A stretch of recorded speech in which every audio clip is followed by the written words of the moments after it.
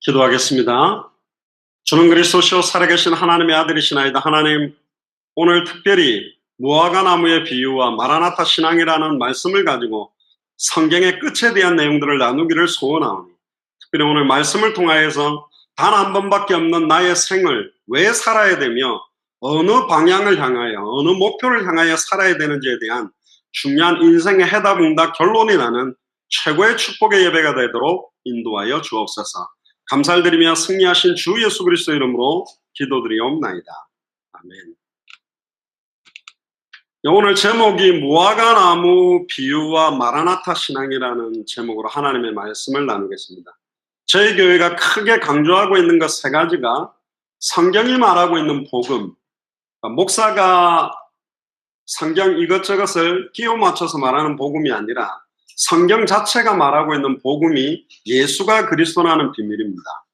그리고 전도 방법도 많이 있고 여러 가지 전도 방법으로 1년에 몇천 명이 됐다, 10만 명, 20만 명, 심지어 80만 명 교회가 됐다고 하지만 지역 전체를 복음화하지 못하는 이유가 내용이 성경의 복음이 아니고 방법이 성경의 전도대로 하고 있지 않기 때문에 초대교회 역사가 일어나지 못하고 있기 때문에 특별히 우리는 성경 그대로의 전도, 그러니까 성경의 전도를 한마디로 말하면 말씀 운동을 가지고 전도 운동을 했습니다. 어떤 말씀 운동이냐? 예수가 그리스도라는 복음을 정확하게 전해주는 방법이 성경이 말하는 전도입니다. 그러니까 어떤 전략을 쓰는 게 아니라 예수가 그리스도라는 정확한 내용이 그대로 그들에게 전달되게 하는 방법이, 그래서 우리는 말씀 운동을 하고 있고, 마지막 오늘 특별히 주제로 보게 되는 성경의 끝에 대한 겁니다.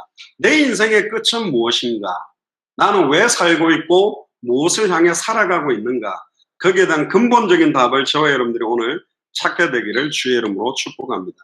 먼저 이 마태복음 24장은 마지막 때에 주님께서 일어날 여러 가지 말세 때의 징조에 대한 방향의 말씀을 주셨고, 마가복음 13장, 누가복음 21장에도 보면 공통적으로 이 마지막 때에 대한 내용들을 말씀하고 계십니다. 먼저 마태복음 24장 1절부터 한번 보시면, 예수께서 성전에 나와서 가실 때에 제자들이 성전 건물들을 가리켜 보이려고 나오니 대답하여 가라사대, 너희가 이 모든 것을 보지 못하느냐? 내가 진실로 너희에게 이르노니 돌 하나도 돌 위에 남지 않고 다 무너질 것이다.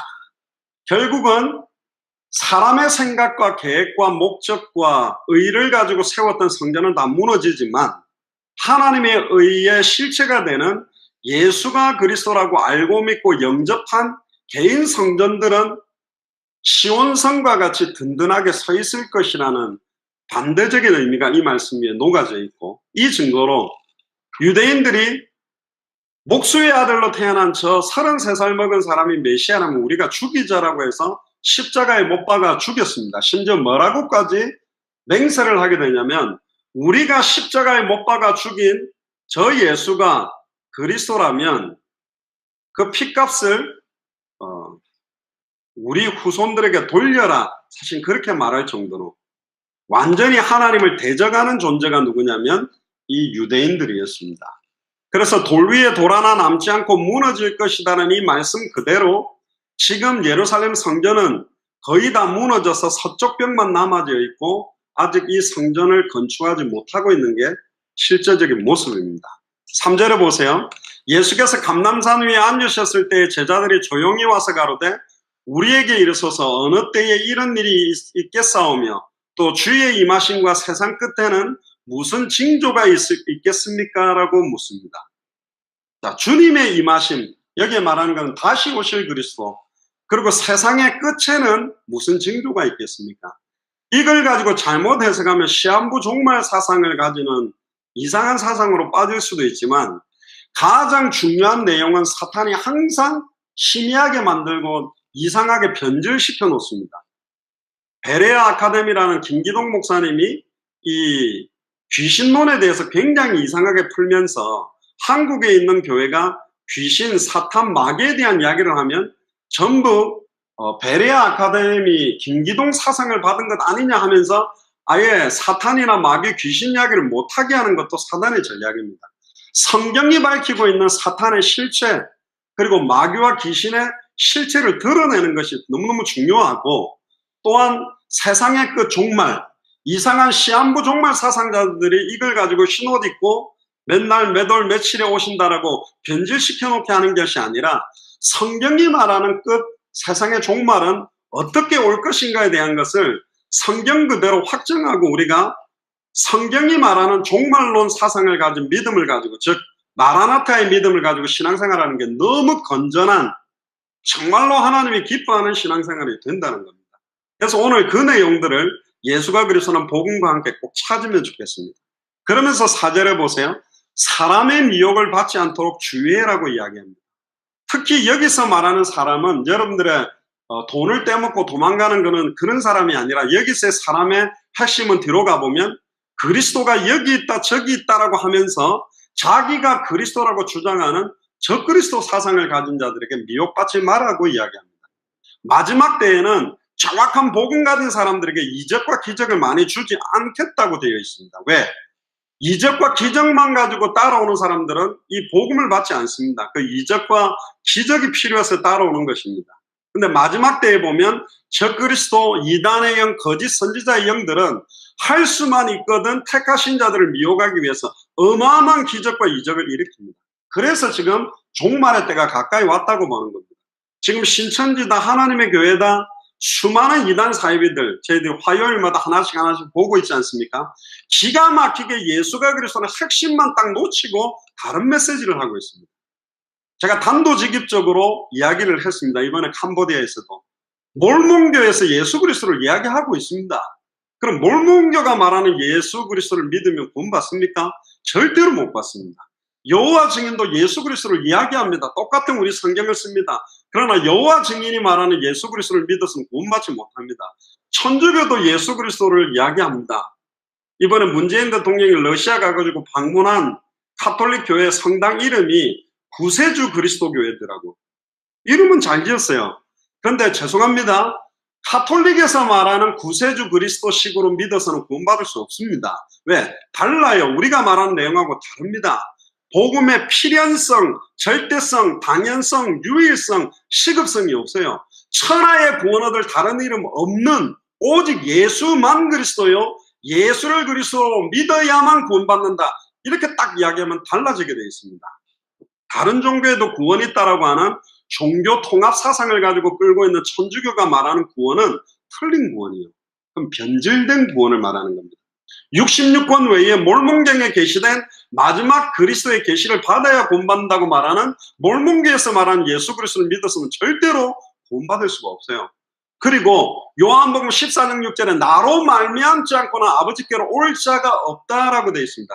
말미암는다라는 말은 영어로 through라고 그러는데, 우리 맥도날드 그 보면 자동차 드라이브 스루라고 이렇게 자동차가 통과되게 만들어 놨지요.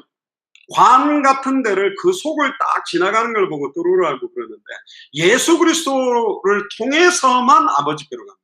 극단적으로 말하면 유대인들이 곧바로 야훼여 여호와여 하면서 예배드리고 있지만 절대로 하나님이 받지 않으십니다. 왜? 예수님을 통해서만 아버지께로 갈 수 있는 겁니다. 있습니까? 이렇게 말하면 유대교들은 완전히 눈이 더 뒤집어져서 우리들에게 막 칼을 갖다 댈 것이고, 수많은 종교들이 우리를 핍박할 것입니다. 종교 차별법을 만들어가지고 왜 예수만 구원이 있냐, 다른 종교가 구원이 없다고 말하는 것은 차별이라고 말해서 복음 못 전하도록 핍박하겠지만, 초대교회 역사가 핍박과 순교의 역사입니다. 왜 그렇습니까? 복음의 필연성, 절대성, 당연성, 유일성, 심지어 엘리야도 사라지고 모세도 사라지고 오직 예수만 남는 것, 그게 복음이요. 우리가 말하는 것은 정말로 선명하고 순수하고 원색적 복음을 말하려고 하는 겁니다. 여기에는 타협이 없어요. 여기는 뭔가를 더해줄 수가 없는 것입니다. 오직 예수만 그리스도요. 아멘입니까? 2000년 전 십자가에서 죽고 부활하신 그 예수를 그리스도로 알고 믿고 영접한 자만 구원받을 수 있고, 그들을 통해서 세계복음을 완성시키실 겁니다. 아멘입니까? 너무너무 중요합니다. 5절에 보세요. 많은 사람이 내 이름으로 와서 나는 그리스도라 하여 많은 사람을 미혹한다고 그랬습니다. 특히 다른 성경에도 보면 여러 민족들에게 우리가 미움을 받게 된답니다. 뭐 때문에 미움 받는다고 되어 있냐면 내 이름으로 말미암아 미움을 받게 될 것이다. 맞습니다. 마지막 때에는 미움을 받아야 돼요. 많은 종교인들을 우리는 사랑합니다. 그들을 그리스도의 사랑으로 품을 겁니다. 왜? 그들도 이 복음을 받으면 살 영혼들이기 때문에. 그러나 그들이 가지고 있는 종교 사상이 가지고 있는 내용을 우리는 사랑하고 받아들일 수가 없어요. 성경 영원불변한 하나님의 말씀에는 천하의 구원 얻을 다른 이름이 없다라고 확정되어 있기 때문입니다. 언제가 가장 복음이 선명하고 순수했는지 압니까? 맹렬한 핍박, 시험, 환난과 순교가 일어나고 있을 때 그 복음은 가장 찬란했고 하늘의 별처럼 빛났습니다. 우리나라도 초기에 이 신앙이 도전받고 이 신앙을 회유시키고 탄압받을 때 가장 순수한 믿음으로 이 믿음을 지켜온 게 우리 대한민국입니다. 순교의 피를 흘렸던 우리나라를 통해서 수많은 선교사들, 이 조그마한 나라가 강대국 미국 다음으로 어쨌든 수많은 선교사들을 파송한 나라가 우리나라입니다. 그리고 전 세계에서 가장 크다라고 하는 교회와 10대 교회 중에 6개 정도가 대한민국 서울에 집중되어 있지만 지금 그들의 강단에서 다른 복음들이, 희미하게 된 복음들이 너무 증거되고 있는 게 현실입니다. 마지막 때를 보고 우리는 기도해야 됩니다. 정확한 복음을 전하면 많은 사람들에게 미움을 받게 되어 있습니다. 난리와 난리의 소문을 듣겠으나 삼가 두려워 말라. 이런 일은 있어야 돼. 아직 뭐가 아니다? 끝이 아니다. 민족이 민족을, 나라가 나라를 대적하여 일어나겠고 처처의 기근과 지진이 있을 것이다. 이 모든 것이 재난의 시작이다. 그리고 9절에 보세요. 그때 사람들이 너희를 환난에 넘겨주겠으며 너희를 죽이리니 너희가 내 이름을 위하여 모든 민족에게 미움을 받으리라. 환난에도 넘겨주고 우리를 죽이기까지 한답니다. 지금도 IS가 예수를 그리스도로 믿는 자 칼 가지고 목을 잘라서 그냥 땅에다가 집어던져가 그냥 생매장을 시켜버린 사건이 지금도 똑같은 하늘 아래에서 일어나고 있습니다. 그런데 지금 한국 교회나 미국 교회나 유럽 교회는 배에 너무 기름이 껴가지고 예배 드리는 의미, 찬송 드리는 의미, 마음껏 찬양해도 되고 마음껏 기도해도 되는데 거기에 별 관심이 없는 시대가 되고 있는 걸 우리가 너무나 많이 알고 있고, 수많은 성도들이 주일만 되면 이 교회 저 교회 떠돌아다니면서 너무나 많은 유리방황하고 있는, 광야 생활하고 있는, 목자 없는 양같이 유리하며 방황하는 그 메시지 그대로의 현실이 지금 2018년 현실입니다. 신앙생활 잘한다는 사람 이야기 들어보면 복음이 뭔지는 모르고 열심히 종교생활하고 열심히 헌신, 봉사, 구제를 하면 하나님이 축복해 줄 것처럼 완전히 기복주의적이고 번영신학적인 신앙으로 치닫고 있는 게 현실입니다. 그러니까 주로 막 뜨겁게 해서 은사운동하고 신비운동해가지고 막 미친 듯이 믿는 것이 잘 믿는 것처럼 지금 와전된 시대가 지금 돼버린 겁니다. 그때 많은 사람들이 시험에 빠져서 서로 잡아주고 서로 미워하게 된답니다. 그때 거짓 선지자들이 많이 일어나서 많은 사람을 미혹한다. 심지어 택하신 자들까지 미혹한다고 되어 있고, 왜 우리가 당대 세계복음화 언약을 잡았냐? 사도 바울이 살아있고 사도 베드로가 살아있었는데 교회는 수많은 이단 사이비들이 곧바로 파고들어서 무너뜨리기 시작했어요. 이 정도로 사단의 공격은 강력합니다.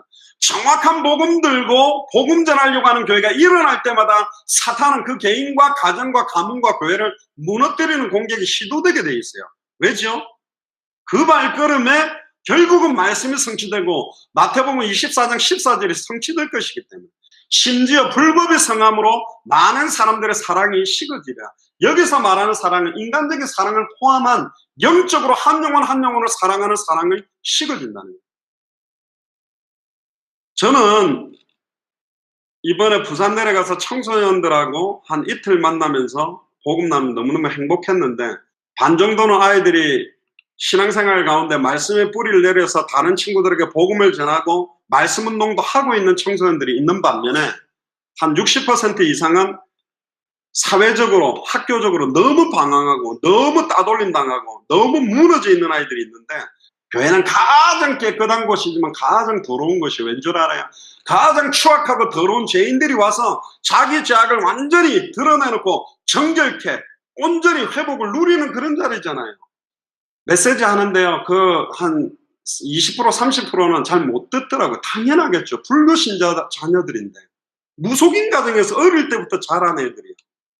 그러나 메시지가 선포되는 자리에 그 아이들이 앉아있다는 것만 해도 너무너무 귀하고 이쁜 거 있어요. 잘 왔다. 너희들이 어디 가겠냐? 이런 애들을 복음 안에서 안 붙들어주면 어떻게 될 겁니까?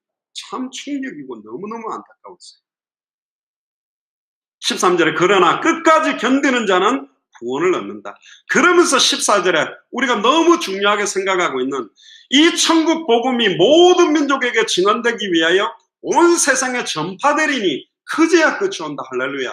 우리는 이 약속을 잡고 있습니다. 마태복음 24장 14절에 결국은 예수가 그리스도라는 성경의 복음이 모든 민족 200개 나라와 2000개가 넘는 미전도 부족 국가에 증언되기 위하여 그냥 전달하는 것이 아니라 예수가 그리스도라는 그 증거를 가지고 있는 증인에 의해서 선포되어져서 온 세상에 전파되는 방법이 성경의 전도입니다. 그제서야 성경의 끝이 올 것이다. 이게 마라나타 신앙이거든요. 그러면서 예수님이 이제 중요하게 이야기한 것이 뭐냐? 오늘 본문입니다. 특히 30절에 보면 마지막 때에 인자의 징조가 하늘에서 보이겠고 그때에 땅의 모든 족속들이 통곡하며 그들이 인자가 구름을 타고 능력과 큰 영광으로 오는 것을 보리라. 그러면서 무화과 나무의 비유를 배워라. 그 가지가 연하여지고 잎사귀를 내면 여름이 가까운 줄을 아나니. 이 여름이 가까이 왔다 그 말은 뭐냐? 열매 맺을 때가 가까이 왔다 이 말입니다. 이와 같이 너희도 이 모든 일을 보거든 인자가 가까이 곧 문 앞에 이른 줄 알라. 내가 진실로 너희에게 말하나니 같이 읽어봅시다. 이 세대가 지나가기 전에 이 일이 다 이루리라. 그래서 우리는 당대라는 이야기를 합니다. 그렇게 믿고 살았어요. 초대교회는. 우리도 그렇게 믿어야 합니다. 내가 살아있는 세대가 지나가기 전에 주님이 오실 거라고 믿고 하루하루를 나태하거나 게으르거나 너무너무 조급한 게 아니라 언약적인 한과 중심을 가지고 사실은 영적으로 깨어 사는 것이 종말론적 신앙입니다. 아멘입니까? 그렇게 사는 거예요. 성경의 끝을 잃어버린 성경의 복음은 개인 구원에 머물러 버립니다. 성경의 끝을 잃어버린 성경의 전도는 개교의 부흥이나 단체 부흥에만 연연하게 되어 있어요. 성경의 복음을 정확하게 가졌다면 반드시 성경의 전도운동이 일어나게 되어 있고 그 성경의 전도운동은 개교회와 단체 부흥만을 위해 사용되는 것이 아니라 200개 나라와 2000개가 넘는 미전도 부족 국가를 살리는 당대 세계복음화의 성취를 향해 반드시 가게 돼 있다. 이건 삼위일체처럼 이 세 가지는 그냥 하나요. 예수님이 그리스도기 때문에 다시 오시는 거라니까. 믿습니까? 다 똑같습니다. 성경의 복음은 예수가 그리스도예요. 성경의 전도는 예수를 그리스도라고 전달하는 거예요. 성경의 끝은 예수가 그리스도기 때문에 다시 온다는 것입니다. 그냥 하나예요. 복음 그 자체라니까. 그럼 오늘 이 내용들을 좀 저와 여러분들이 좀 깊이 체크를 해야 되겠습니다. 왜 그러냐? 42절에 그러므로 깨어있어라. 어느 날에 너희 주가 임할는지 너희가 알지 못한다. 44절에 이러므로 너희도 예비하고 있어라. 생각지 않은 때에 인자가 오리라. 그래서 깨어있어야 되는 겁니다. 그래서 슬기로운 다섯 처녀처럼 기름을 준비하고 그 기름이라는 말은 여러 가지 의미겠지만 성령에 충만한 은혜일 수도 있고 누구든지 정확한 복음을 전해줄 수 있는 메시지의 내용일 수도 있고 정말로 영적으로 깨어서 세계복음화할 수 있는 삶 자체를 말하는 겁니다. 근데 오늘 세상 종말에 대해서 갑자기 무화과 나무 비유를 이야기를 합니다. 근데 이 무화과 나무에 대해서는 해석하는 사람들 따라서 두 가지로 사실은 강조되고 있어요. 첫 번째는 종말의 예언에 대해서 나타난 징조로 보고 그 예언 성취를 바라보라고 강조하는 쪽과 또 하나는 이스라엘의 회복과 연결시켜서 주님의 재림의 시대적인 징조를 알리는 건데 저는 개인적으로 볼 때 이거 두 가지가 같이 연결되어 있습니다. 한쪽만 강조하면 안 되고 함께 연결되어져 있는 겁니다. 자, 무화과 나무에 대해서 좀 중요한 내용들을 한번 체크를 하면 좋겠습니다. 무화과 나무는 이스라엘 어느 곳에나 쉽게 볼 수 있는 나무입니다.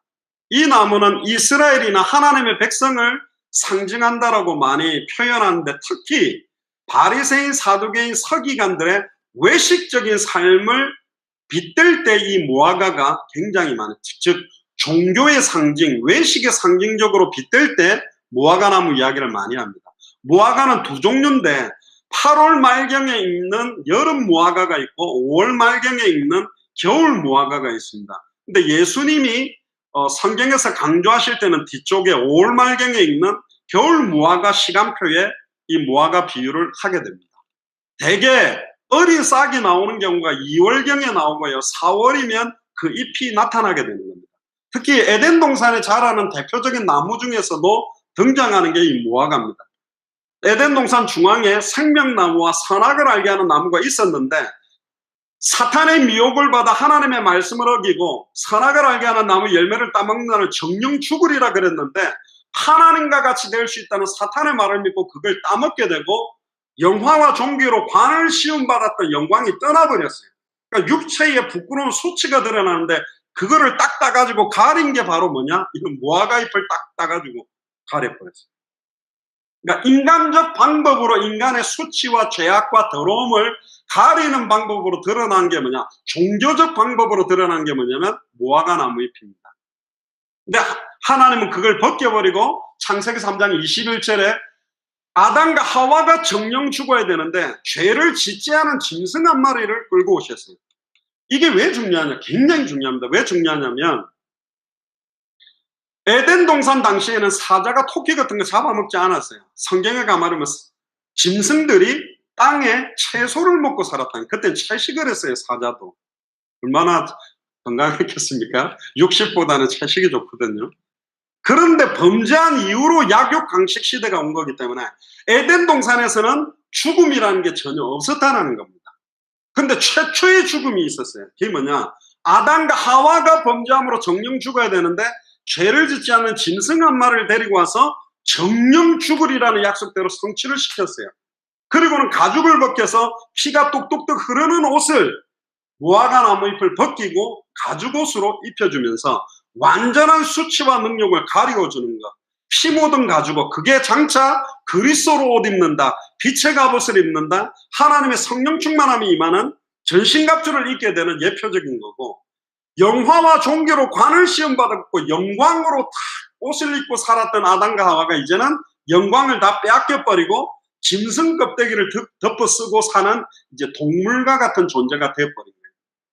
결국은 창세기 4장을 빗대어 볼 때 가인과 아벨을 통해서 볼 때 이 짐승은 양이었을 가능성이 가장 높습니다. 왜? 장차 세상 죄를 지고 가는 하나님의 어린 양 되시는 그 예수님이 물과 피를 쏟아서 우리의 모든 죄를 단번에 영원히 온전히 해방시켜버리고 단번에 영원히 온전히 사탄의 머리를 깨뜨리고 사망 권세를 깨뜨리고 부활하셨고 자기 몸을 찢어서 단번에 영원히 하나님 만나는 길을 여신 예표가 들어있습니다. 그래서 무화과 나무 잎을 엮어 치마를 하는데 사용됐던 나무도 무화과 나무가 거의 완전 초창기 아담과 하와 시대 때부터 등장하는 나무가 무화과 나무예요. 이 무화과 나무는 종교적 상징의 옷을 말하는 건데 한자로 무화과라는 말은 없을 무자에 꽃 화자, 꽃이 없는 열매.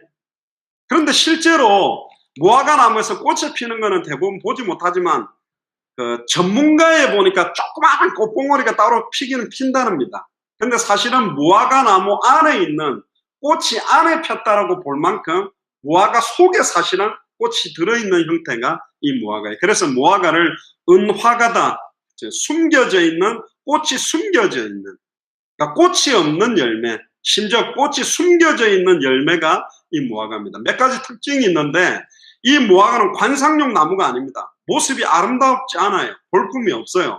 그리고 제목으로 쓸만한 나무도 안 돼요. 막 이렇게 굵게 자라는 나무가 아니라 삐뚤빼뚤 이렇게 막 이렇게 자라는 거기 때문에 제멋대로 퍼지기 때문에 어떻게 사용될 가치도 없고 볼품도 없는 거예요. 그런데 이 무화과의 존재 목적은 딱 하나가 있습니다. 그게 뭐냐? 오직 열매만을 위해서 존재하는 나무가 무화과 나무입니다. 이 무화과는 별로 수고하지 않아도 잘 자라고 열매도 많이 맺히기 때문에 이스라엘 사람들이 막 심어놓고는 길 가다가 배고프면 따가 먹는 거예요. 근데 이 무화과는 참 특징이 뭐냐? 안 익었어도 먹을 수는 있어요. 딱딱하지만 무화과는 안 익어도 먹을 수 있는 열매고. 근데 익으면 이게 막 물렁물렁해져가 막 벌들도 날라오고요. 그래서 그 무화과를 따가지고 먹으면 진짜 맛있거든요. 입에 막 녹아요. 되게 저 무화과가 맛있거든요. 그래서 이스라엘 사람들은 흔하게 걸어가다가 득템하는, 이건네 하고 딱 시장할 때 먹을 수 있는 그런 나무가 사실은 무화과입니다. 그런데 오늘 본문과 다르게 마가복음 11장에 보면 예루살렘의 시장에서 그 전에 어떤 사건이 또 하나 나와요. 무화과 나무를 보니까 잎이 무성한 거예요. 그래서 시장하셔서 열매를 얻을까에 딱 갔는데 열매가 하나도 없어요. 원래 잎이 무성했다는 말은 열매가 맺어져 있다라는 거예요. 근데 없으니까 예수님 열받아가 저주해버렸어요. 영원토록 열매를 맺지 못하리라. 그러고는 예루살렘 성전 들어가서 성결케 하고 베다니로 와서 주무시고 다음날 아침에 그 무화과 있는 쪽으로 갔는데 뿌리부터 말라 죽어 있는 거예요. 원래 마르면 겉에부터 마르거든. 뿌리부터 말라버려요. 그 무화과도 예수를 메시아로, 예수를 그리스도로 인정하지 않고 외식과 형식과 율법과 전통과 유전을 강조하고 있는 바리새인, 사두개인, 서기관의 종교적 모습을 빗댄 내용들도 그 안에 들어 있어요. 그런데 재미난 거는 그 무화과를 예수님이 있었을 때가 그 4월 달인데 이때는 무화과 나무가 열매에 싹이 트는 시기였는데, 싹만 맺히는 시기였는데, 신기하게 그 무화과는요, 싹이 난 게 아니라 잎이 무성하게 특이하게 자란 나무. 근데 또 재미난 거는 잎이 무성했다면 열매가 있어야 되는데 열매는 없는 거예요.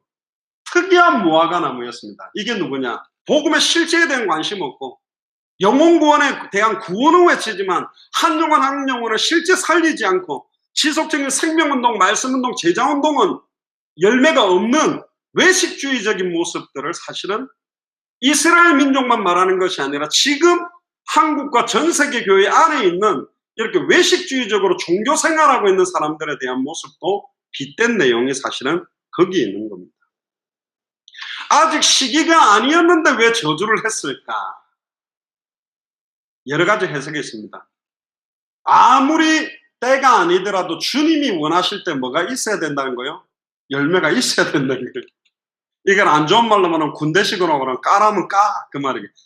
열매 있어야 된다면 있어야 된다는 그게 순종의 의미인데 결국은 어린 싹이 나야 되는 시기에 잎만 무성하게 났다. 그러니까 아직 말씀의 뿌리를 내리고 있지 않는데 본인은 굉장히 말씀의 뿌리를 내리고 어마어마한 큰 응답을 받는 것처럼 하면서 열매는 없는 종교생활하고 외식적인 모습을 사실은 빗대서 표현하는 것이 여기 있는 거예요.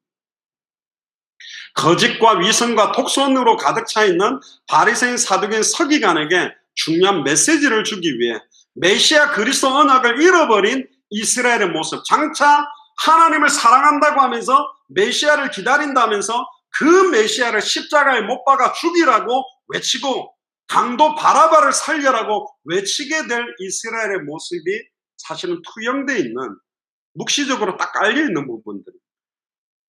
무화과 나무의 성장 과정에서 보면 예수님의 마지막 때의 시간표를 이제는 연결해서 봐라. 무화과 열매는 갑자기 열매가 덜커덕 열리는 게 아니에요. 열리려면 잎이 돋아나고 무화과 잎이 딱 싹이 나서 돋아나서 무성해지면 여름이 됐고 이제 무화과 열매가 맺혔다는 걸 알아요. 그러니까 무화과 나무에 잎이 하나도 없으면 아직 열매를 찾지도 않아요. 그러나 잎이 무성하게 폈다는 말, 저기 지금 무화과가 달렸다는 걸 당연히 알아야 되는데 이스라엘은 지금 열매 맺어야 될 시간표인데 잎만 무성하지, 말만 많고 많은 종교적, 율법적 전통과 구제, 헌신, 봉사에만 치중되어 있지 참된 열매, 영원한 생명의 열매는 맺어져 있지 않는 이스라엘을 경고하고 있는 겁니다.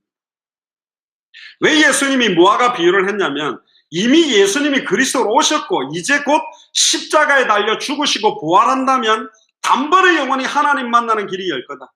다른 말로 표현하면 단번에 영원히 하나님 만나는 열매가 열리게 될 거고 죄와 저주에서 영원히 해방되는 열매가 맺을 것이고 단번에 영원히 사탄 사망 권세가 깨뜨려지고 완전히 승리하게 되는 열매가 맺혀질 시간표, 다 이루었다라는 말.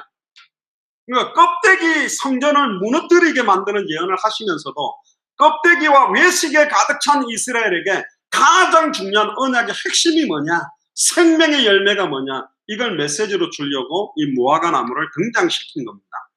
결국은 예수님이 승천하시고 성령으로 임하셔서 땅끝까지 이 복음이 증언되면 곧 오게 될 종말의 징조, 마라나타의 신앙을 알아볼 수 있는 영적 지혜를 가지라고 무화과 나무를 빗대어서 지금 비유를 하고 계시는 겁니다.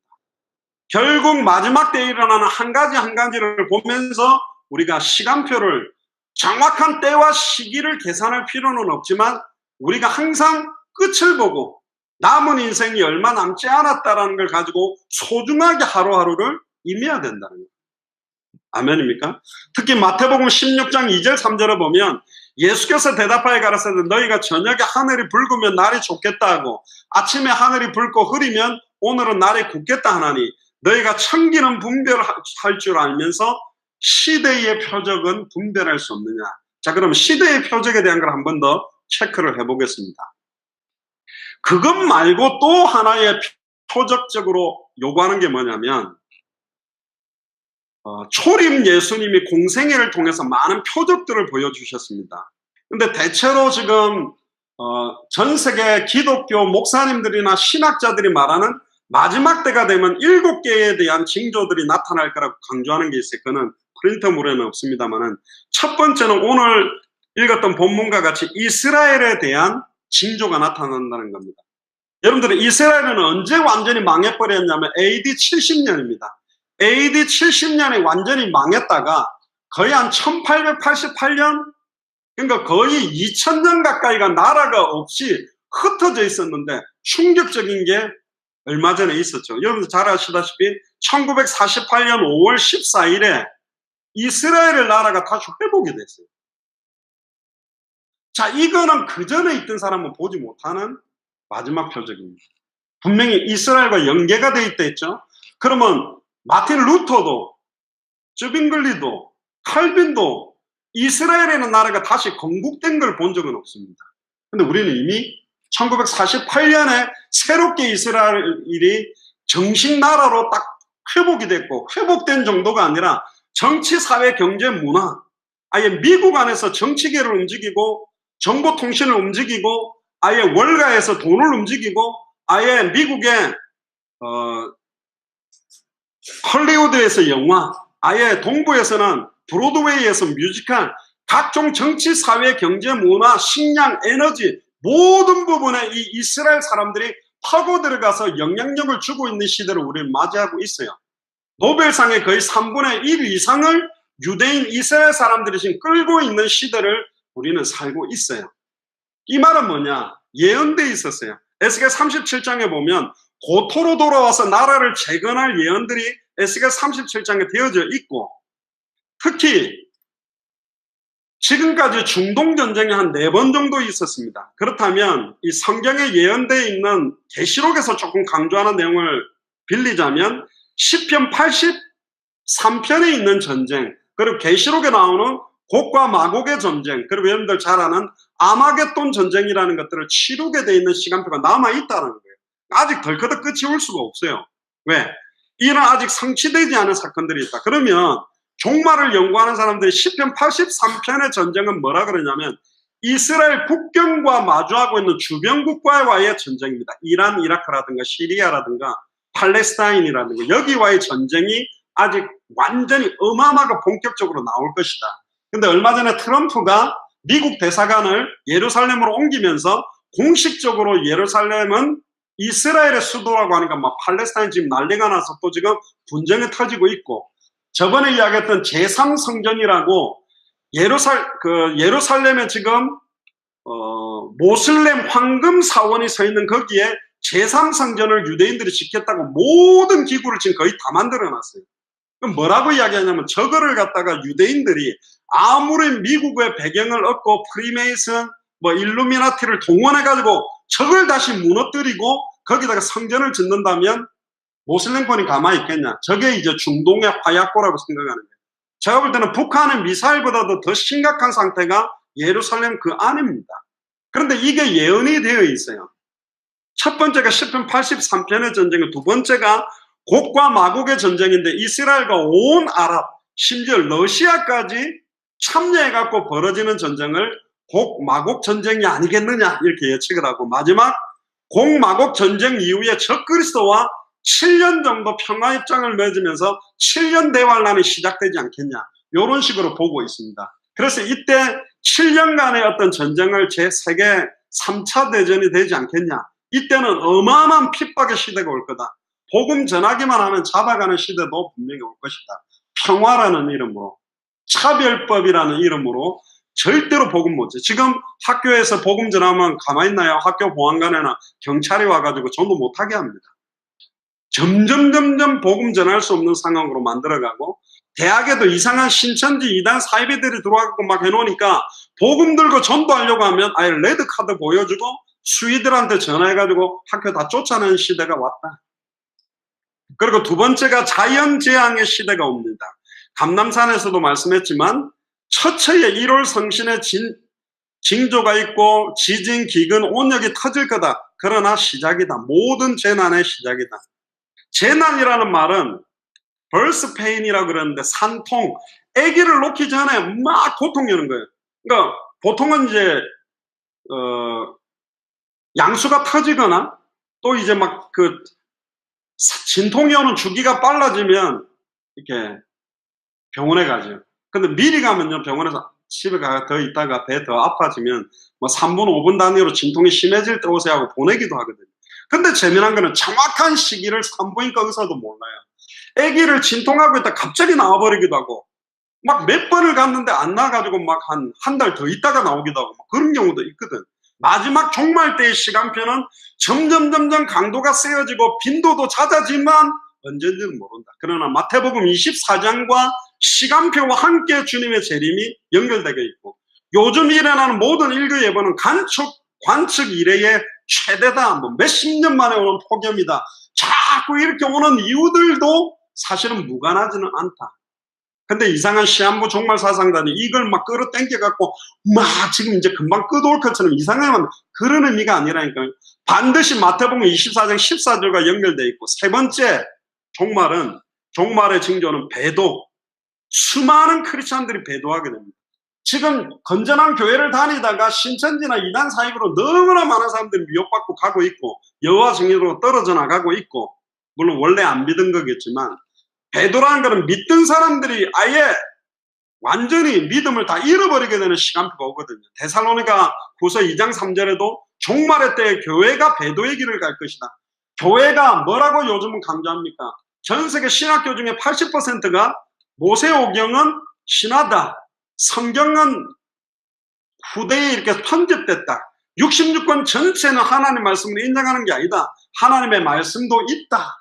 여러 가지를 가지고 하나님의 말씀을 권위를 떨어뜨리고, 심지어 얼마 전에도 우리 에큐메니칼 운동이라든가 WCC 이 운동을 해서 초교파 운동을 하면서 많은 종교가 같은 구원을 받을 수 있는 것처럼 평화라는 이름으로, 하나라는 이름으로 지금 배교하고 있는 활동들이 너무 많이 일어나요. 종교다원주의도 배교 활동이라고 보는 거죠. 그러면서 일반 교회들은 성장지상주의에 빠져서 아예 메시지가 번영신학적으로 나가고 있고, 아예 기복주의로 가고 있고, 신비주의로 가고 있고, 율법주의로 가고 있고, 요즘 서울에 있는 인기 있는 목사님들의 메시지가 믿음으로만 구원받는 것이 아니라 행함이 있지 않으면 구원받을 수 없다라고 강조하면서 믿음으로만 구원받는다는 원색적 복음을 다 혼미케 만들어놨어요. 믿음으로 말미암는 행함이 나타나지는 것인데, 행해야 구원받을 수 있는 것처럼 지금 순종과 복종을 요구하지만, 아무리 행함을 강조한다고 해서 행함이 나오지 않습니다. 예수가 그리스도라는 복음, 2000년 전 십자가 부활로 내 인생 모든 문제가 끝났다라는 믿음이 임하면 더 주를 위해 살 수밖에 없는 힘이 나오게 돼 있는데, 완전히 이렇게 가고 있고요. 큰 네 번째로는 도덕적 타락 시대가 옵니다. 누가복음 17장에도 노아의 때, 롯의 때를 이야기하면서 주의 종들과 중직자들과 성도들이 아예 세상과 타협하면서 음란 타락에 완전히 젖어 있는 시대가 왔다. 그리고 다섯 번째는 과학과 기술의 발달로 말미암아 다니엘서 12장 4절에 보면 사람이 빨리 왕래하면서 지식은 더해지고 정보 지식은 더해지지만, 요한계시록 13장에 많은 사람들이 감시되고 화폐 기능을 대신할 여러 가지 표들이 등장한다. 계시록 13장 8절에도 보면 죽임을 당하는 어린 양의 생명책의 창세 이후로 이름이 기록되지 못하고 이 땅에 사는 자들은 다 그 짐승에게 경배하리라. 이 짐승에게 경배한다는 표현이 어떤 표현일까? 다양한 표현이 있을 겁니다.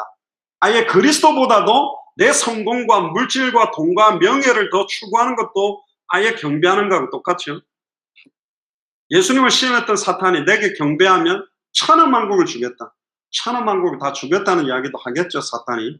계시록 13장 15절 18절에 보면 그가 권세를 받아 그 짐승의 우상에게 생기를 주어 그 짐승의 우상으로 말하게 하고 또 짐승의 우상에게 경배하지 아니하는 자는 몇이든지 다 죽이게 하더라. 그가 모든 자 곧 작은 자나 큰 자나 부자나 가난한 자나 자유인이나 종들이나 그 오른손에나 이마에 표를 받게 하고 누구든지 이 표를 가진 자 외에는 매매를 못하게 하는 이 표는 곧 짐승의 이름이나 그 이름의 수라. 지혜가 여기 있으니 총명한 자는 그 짐승의 수를 세어보라. 그것은 사람의 수니 그의 수는 666이다. 그 여러분들 많이 들었던 이상한 사람들이 말하는 666이라는 이거는 상징적 여표가 있어요. 또 요즘도 보면 반려견 잃어버리면 그 칩을 심어가지고 어디 있는지 찾아내고 막 이렇게 하듯이 사람에게도 인체 안에다가 칩을 집어넣어서 신용카드나 모든 걸 대신해서 크레딧 카드나 휴대폰을 들고 다니면 이 사람이 어디 있는지 어떻게 움직였는지 파악하듯이 약간 계시록적 의미가 지금 이미 많이 온 건 맞아요. 근데 막 그걸 너무 디테일하게 해가지고 막 이렇게 막 사회 불안 조장하고 가는 것 자체는 좀 볼 때 틀린 겁니다. 불안 조장을 하면 안 되고 정확한 복음으로 그 현장에 예비된 영혼을 건져내야 된다. 그리고 6번째, 전쟁. 동서냉전 시대는 끝났는데 지금 북한과 미국과의 전쟁이 지금 화해 모드로 가고 있지만 아까 말했던 예루살렘을 중심으로 하는 모슬렘과 유대인들과의 전쟁이 터지는 것은 미국도 개입되어 있고 유럽도 개입되어 있고 러시아도 개입되어 있기 때문에 어마어마한 큰 전쟁으로 치달을 수 있다. 마지막 7번째는 세계 정부의 등장입니다.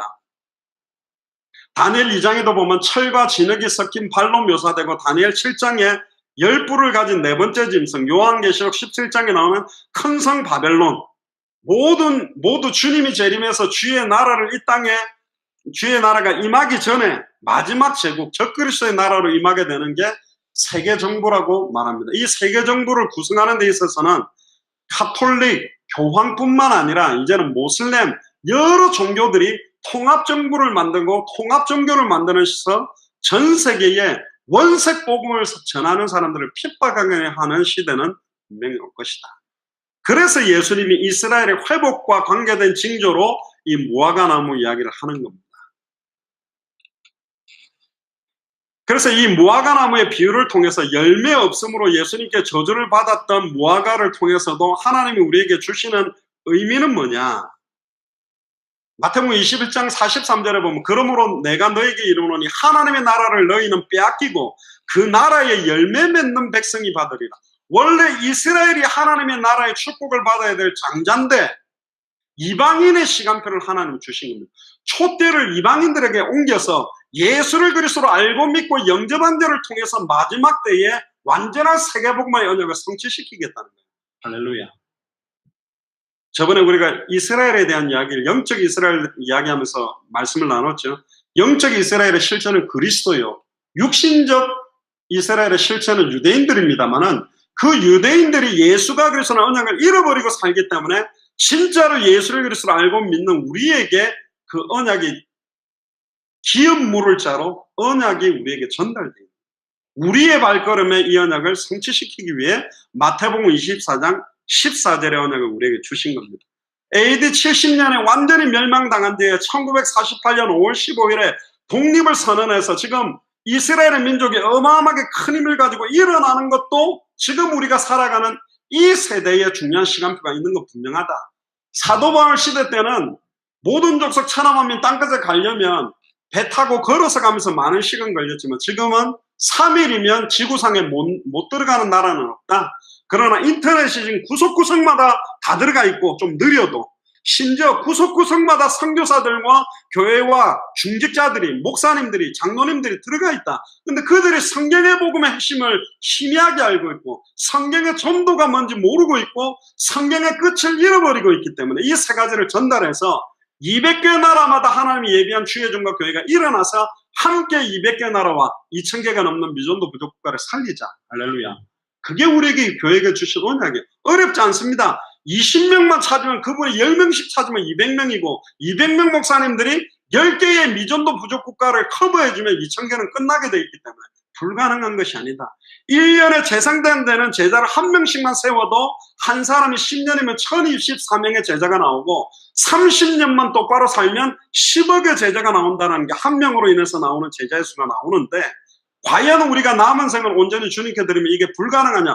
절대로 불가능하지 않다. 지금부터 30년 똑바로 살면, 제가 48인데 78살까지 똑바로 제자 1년에 하나씩 세우면 된다. 근데 우리가 1년에 제자 한 명씩밖에 못 세웠습니까? 아닙니다. 지금만 해도 말레이시아, 미얀마, 인도, 캄보디아, 스리랑카 계속 지금 1년 안에 많은 사람들이 일어나고 있는데 안 된다고 봅니까? 되게 돼 있습니다. 지금 우리 교회는 2년 정도 시작을 했지만 5년, 10년째 되면 눈에 보이게 제자들이 일어나서 이 바람은 급속하게 일어날 것이다. 아멘입니까? 절대로 속지 말고 말씀 언약을 붙잡으세요. 큰 교회도 붙들고 있지 않는 당대 생활 완성의 언약을 너무너무 연약한 저와 여러분들에게 주신 거예요. 무슨 말을 해도 이건 확실해요. 이거는 붙들고 있다. 결론입니다. 이스라엘 회복은 반드시 있어야 할 예언의 성취입니다. 이스라엘이 시온에서 구원을 얻을 시기가 분명히 온다고 그랬고, 로마서 11장 25절 27절에 보면 이방인의 충만한 수가 들어오기까지라고 했습니다. 그래서 지금 200개 나라를 향해 우리는 뛰는 것입니다. 특히 예수님은 회복된 이스라엘 땅에 재림할 것이라고 예언이 되어 있습니다. 사도행전 1장 11절에 보면 올라가심을 본 그대로 다시 올 것이다. 스가랴 14장 1절에서 5절에도 보면 예루살렘과 관계되어 있는 현장으로 임하는 것처럼 묘사도 되어 있습니다. 그래서 지금 이스라엘이 너무 중요합니다. 예전에 그 회복이라는 영화 그 만들고 할 때 많은 간증이 나왔습니다. 지금 2000년대에 들어와서 이스라엘 안에 있는 유대인들이 급격하게 예수님을 믿고 지금 회개하고 돌아오는 사람들이 지금 어마어마하게 많아지고 있다. 이게 어떤 시간표냐? 마지막 때에 이스라엘 민족들이 하나님 앞에 회개하는 시간표하고 분명히 연결되어져 있는 것이다. 즉 이스라엘 민족들이 예수를 그리스도로 믿고 돌아오는 시간표들이 예전에는 그렇게 없었습니다. 그러나 지금 2000년대 전후로 해서 어마어마하게 급격하게 일어나고 있는 시간표도 우리의 발걸음과 연결되어 있다. 우리 교회의 힘만 가지고 하는 것이 아니라 정확한 복음이 증거되면 전 세계 이 복음을 가지고 있는 주의 종들과 교회가 함께 일어나서 세계복음화의 바람을 일으킬 것이고, 종교개혁도 루터가 손을 들었지만 흩어져 있던 모든 산지의 성주들과 믿음 가졌던 사람들이 동시에 일어나서 그 종교개혁의 바람을 일으켰습니다. 종교개혁은 당대 세계복음화의 전도운동이 아닙니다. 교회를 개혁한 거예요. 그러나 우리에게 주신 언약은 이 성경의 복음, 성경의 전도, 성경 끝으로 세계복음화가 우리 살아있는 동안에 일어날 수 있고 마라나타를 외칠 수 있는 언약이 성취될 수 있다는 믿음을 주신 겁니다. 그래서 마태복음 16장 28절, 마가복음 9장 1절, 누가복음 9장 27절에 여기 서 있는 사람들 중에 인자가 왕권을 가지고 올 것을 볼 자들도 있다라고 공간복음에 3번이나 말하고 무화과 비유를 3번이나 말한 이유는 이거는 명백한 거라는 거예요. 육성으로 들었던 사람들은 다 죽었습니다. 근데 우리는 지금 살아있어요. 그 성경 구절은 땅에 안 떨어지고 성취되는데 이것은 지금 우리에게도 똑같이 주시는 약속이다. 아멘입니까? 저와 여러분들의 발걸음을 통해서 성취될 거고, 누가복음 21장 20절에 보면 예루살렘이 군대에 에워싸이는 것을 보거든 그 멸망이 가까운 줄을 알아. 보세요. 예루살렘의 군대가 에워싸이는 걸 보면 마지막 때가 가까이 왔다. 그래서 예루살렘 성전 중심과의 중동전쟁이 어마어마하게 중요한 포커스가 되고 있는 겁니다. 그러나 반드시 마태복음 24장과 연결되어져야 되고, 이것과 연결 안 되면 당대 세계복음과 연결이 안 되면 시한부 종말 형태로 흐를 수 있는 예민한 부분이 있다. 그래서 이 세대가 지나가기 전에 온다. 보통 한 세대를 30년이라 말하는 사람도 있고 40년이라 말하는 사람도 있고 이스라엘 신년인 50년, 100년이라고 하는데 그날과 그때는 천사도 아들도 모릅니다. 근데 우리가 뭐냐? 이 시대가 주 예수 그리스도의 영광스러운 재림을 시한부 종말처럼 매도시키거나 아예 관심 없는 주제로 만들어버리는데, 데살로니가 전서 5장 1절에 10절에 주의 날이 도적같이 임한다고 했고, 우리는 어둠에 있지 아니하니 그날이 도적같이 우리에게는 임하지 않는다라고 했습니다. 할렐루야. 우리는 항상 예수를 그리스도로 알고 믿고 성전에 있든지 집에 있든지 예수는 그리스도라고 전하고 있는 상태라면 도덕같이 임하는 게 아니에요. 오면 아멘 마라나타 하고 만나버립니다. 그래서 다른 이들과 같이 자지 말고 오직 깨어 근신하라. 베드로후서 3장 3절에 18절에 보면 주의 약속은 어떤 이에 더디다고 생각하는 것 같이 더딘 것이 아니다. 오직 너희에 대하여 오래 참으사 아무도 멸망치 않고 다 회개에 이르기를 원한다고 하셨고, 더 중요한 게 뭐냐? 하나님의 날이 임하기를 바라고 간절히 사모해라고 말하고 있습니다. 아무 생각하지 말라고 안 했고, 베드로서 3장에 하나님의 날이 임하도록 바라보고 간절히 사모해라. 초대교회와 모든 사도들은 그렇게 마라나타 신앙을 가지고 안주하거나 나태하거나 조급하지 않고 그날을 바라보면서 성경의 복음만 전하고 성경대로 전도하고 지속적인 생명운동, 말씀운동, 제자운동에 온전히 생을 들이며 사도행전 5장 42절처럼 살았습니다. 그래도 우리도 그렇게 살면 돼요.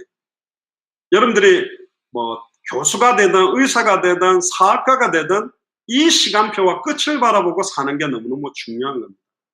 그래서 거의 대부분 초대교회 사람들은 주와 복음만을 위해 살고 순교하는 축복 속으로 들어갔기 때문에 우리도 로마서 14장 7절 8절의 삶을 주의 은혜로 살아가면 좋겠습니다. 한번 찾아봅시다. 이거 읽고 마칩니다. 로마서 14장 7절 8절에 보면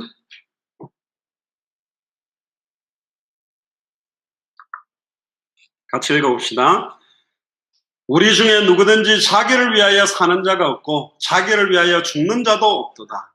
우리가 살아도 주를 위하여 살고 죽어도 주를 위하여 죽나니 그러므로 사나 죽으나 우리가 주의 것이라. 할렐루야. 기도합시다. 주는 그리스도시요 살아계신 하나님의 아들이시나이다. 하나님 감사를 드립니다. 특별히 무화과 나무의 비유와 마라나타 신앙이라는 말씀을 주셔서 감사합니다.